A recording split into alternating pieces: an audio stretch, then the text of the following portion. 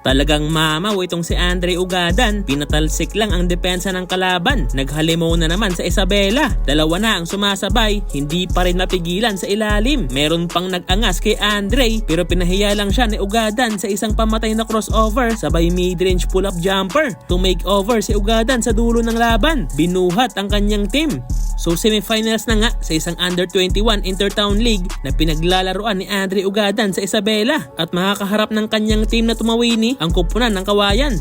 First quarter ay off the bench ang batang si Ugadan at under 7 minutes na ipinasok sa laban. First attempt niya sa outside ay hindi pumasok ang kanyang tira kaya bumabawi na lang siya sa paggawa ng play kagaya nito kick out pass 3-pointer. Last 4 minutes naman na makuha ni Andre ang kanyang unang field goal sa laban. Gandang floater. Pero itong kanilang kalaban, mga sharpshooter sa tres. Parang bumantay naman sa isang poste itong bantay ni Ugadan sa sobrang haba niya. Another kick out pass na naman para dito kay Andre. Corner 3-pointer naman para sa kanyang teammate. 24-23 sa pagtatapos ng first period. Naghahabol ang tumawini. Second frame ng laban ay gandang putback agad ang ginawa ni Ugadan. Too strong. Put back there. Another Andre. At matapos lang yan ay pinatalsik naman niya ang kanyang bantay. Out. Pasqua.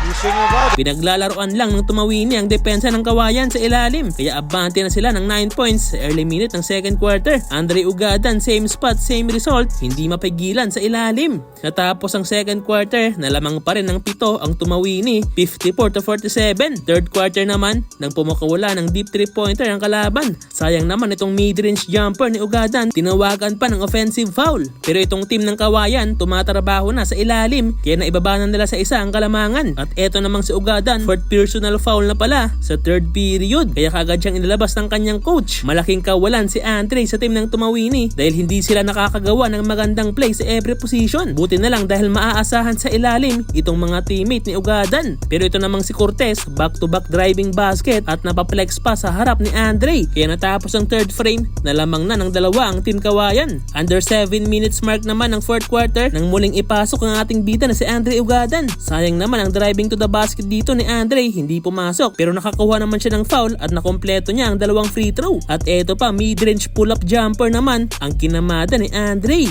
At to make over na nga ang batang to dahil matapos lang yan ay another mid-range naman ang binitawan. At eto pa, crossover with another mid-range shot. Trainer stops and pops again. Ugadan. Tatlong sunod na perimeter shot ang binitawan ni Ugadan. Grabe ang batang to mga boss. At eto pa, sa ilalim naman pumakitang gilas. Ugadan. Points there.